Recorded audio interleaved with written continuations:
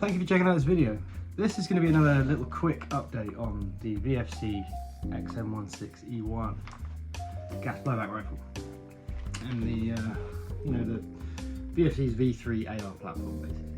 So just to get this out of the way, this is an Airsoft toy. It fires 6mm BBs. This magazine isn't even a working one, so they can't hold gas or BBs. It's just like a really old one that I just use as a display one. It's not loaded. I'm not going to load it. I'm not going to do any firing in this video really. It's safe, it's a toy, it's not real, it can't be adapted to fire real ammunition, it can't hurt anyone in its current state at all really. So I'm just going to pop my hat on. Okay, so why the update? Well, I was wrong. Okay, in my last video I touched on the inefficiency of this thing on full auto, and sort of I speculated and elaborated on theories that I thought might have something to do with it. Now I still do think the things I thought in that video, which I'll pop up here somewhere, I still think they are a factor, and sort of the weather on the day and the conditions that led to it being quite inefficient, not only on full auto but on semi as well. But I'm pretty sure, thanks to another video that I cannot remember his name, but I will go back through my video history and drop a little link to it somewhere to give him credit. I have figured out what was wrong with it, and I've done a bit of testing and stuff. After a weekend event I was just at, that gave me the opportunity to sort of properly test this theory, and it seems like it's right. So I'm just going to get into what is going on with it and why VFC guns in general, when you get them going in a game, they're not as efficient as they are when you're just in your at-home perfect conditions. And then when you get them on full auto, in any sense really, most of them that we get in this country at least, they just don't perform very well on full auto. They're chuggy and clunky and inconsistent, and it's a little bit disappointing. Now, I didn't have this issue really with my XM177, and I didn't have this issue really with the Olympic Arms M4 like PDW thing. And this is what led me to think, well, hang on a minute, let's start swapping things around and see what's going on. So I did. So I started swapping around the bolt carriers. Now, those of you who have a very keen eye will notice that my bolt carrier is not silver, it's black. The XM16 comes with a silver, meant to be like the chrome plated bolt carrier group that was on the real XM16 when it came about during the Vietnam War. The reason why I've swapped them out is because that one comes with a restrictor down the nozzle. Now VFC, I'm assuming, put it in because this has a very long barrel, and without that restrictor this would have been shooting way over their sort of export FPS limits. Some of their guns they put M passes in, some of them they don't need to, like the Olympic Arms M4 didn't need an M pass in it really, because of the really short barrel, and the XM177, I can't remember if the original one did or not, because I ended up replacing it with an M pass nozzle.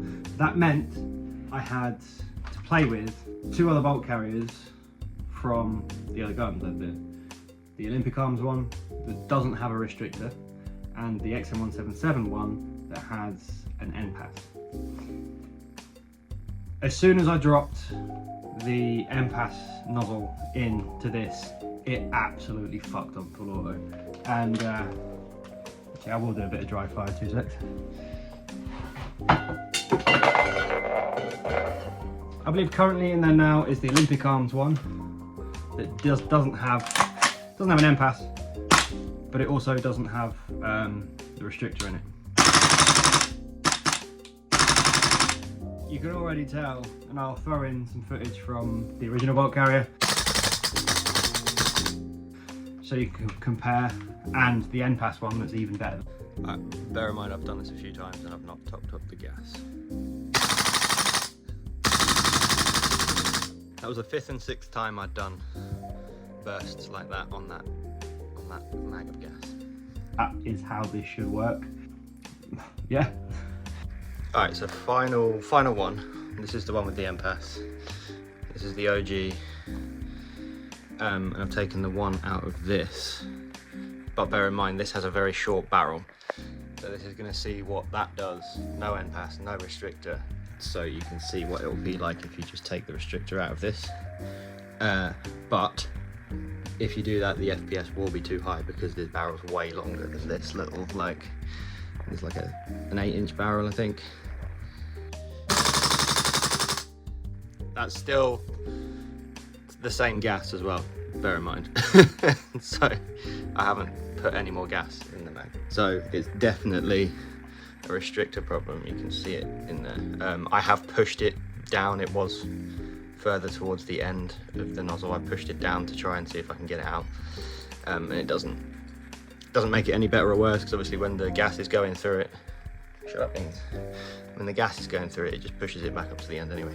But yeah, little testies. So I'm going to be sitting this bolt out for a little bit, which sucks because it's very pretty. No restrictor and no M-Pass will be high FPS output, but consistent. We want an M-Pass nozzle. So that's all well and good. That's much better. That's a much better performance, and in a real sort of world gameplay situation. Obviously I'm in my house right now, and it's, you know, that wasn't really much of a test of it, but you know, in a game situation, that just translated. I'm not full autoing constantly. That just translated to better efficiency, better performance overall, just in semi-automatic. Going nuts. One thing I will still say where this lacks is just its sort of consistency hop-up wise. Now, probably much better in a barrel I can put in there, probably a different rubber I can put in there. Probably going to try the Quantum Friction Pro, that was it. Quantum Friction Pro. I want to give that a go in here, so I'm going to wait and see where they're available, have a little look around and put one of those in here and see if that helps solve the problem. Give me a bit more of a consistent hop, because the hop was inconsistent at the distances, out at the ranges that I was trying to get people at with this, being a lot longer than my other rifles. I couldn't really zero anything properly. You know, anything beyond my normal 40-50 meter engagement distances and closer, anything beyond that I have no idea where I was shooting, so I couldn't really zero it properly because I hadn't got the hop dialed in. Should have really taken the time to dial in the hop and get this ready to perform before I started playing with it, but I was just kind of excited to get it out. Another thing I wasn't really expecting was, I mean, this is still, even though it's quite long and big and it's got a grenade launcher at the moment, it's still relatively light compared to like an M4 with all of the rails and accessories and stuff on. So it's definitely still lighter than the VFC MP5s. But what you need to take into account is how your gameplay is going to change, how your gameplay style is going to change when you've got something that's sort of this long and unwieldy compared to, you know, your short little M4 carbine and stuff. So that is something to take into consideration, something I didn't really take into consideration much before playing with it. It's not putting me off by any means. I think I just need to sort of adapt how I play to running a slightly longer rifle. Even down to like the way you hold it. You have to hold it a lot more into yourself and have this kind of stature when you're manoeuvring around, just walking around, because otherwise you'll knock it on stuff. So yeah, I do really like the sort of Predator vibe that it's got going on right now. Sort of my little friend. I know it's a short grenade launcher. You can see here the finish is all scratched up. The spring inside this being an absolute bitch to pull this back to get the heat shields in. Shout out to my mate David, who traded it with me for IMI defense, like M4 rail. We basically traded setups. I got his grenade launcher with the short 203 handguard with the matching paint job. So I might bang that on my XM177 for a bit as well. Get used to running a grenade launcher. He had modified it to run tag rounds as well, which is kind of an exciting prospect. Didn't get a chance to get any in for the weekend game, just played, but for the next one I'll definitely try and get hold of some and, you know, get a chance to utilise the whole weapon system and not just the M16. I do really want to get the hop dialed in, properly set this up next time before using it. That's all I've really got for this little video. It's just a quick update really. Things to bear in mind if you're looking at getting the VFC M16. The main one is because of this really long barrel for the UK, and I imagine a lot of their exports, they put a restrictor in the end of the nozzle. I'll see if I can get like a little picture or a clip of it. It's a little silver thing that you can see down the nozzle. You can't see an end pass, you can't see anything. You can just see this silver thing.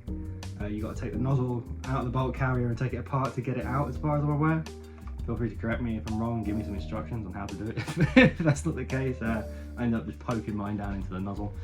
Yeah, you got to take it apart, and that's why I didn't want to faff around with that. Like VFC always use a shitload of thread locker that's like super glue on their bolts and stuff on the bolt carrier, so it's a bit of a pain in the arse. I didn't want to like piss up all the screws if it wasn't the case, if it wasn't the fix. Now that I know it is the fix, I'm definitely gonna, because I prefer the look of the chrome bolt carrier. I'm gonna put an M-Pass nozzle in it, and probably have to take a Dremel to the bolts that run it, because they're definitely full of that horrible thread locker that VFC like to use. Thank you for watching this video. If you like this video, if you like the content that I do, please like and subscribe and share the videos, leave a comment. Let me know if you've got any tips or feedback on the platform. I'd love to hear what you've got to say, if you've got something to say. That's all from me. Thank you for watching this video, and I'll see you in the next one. Cheers.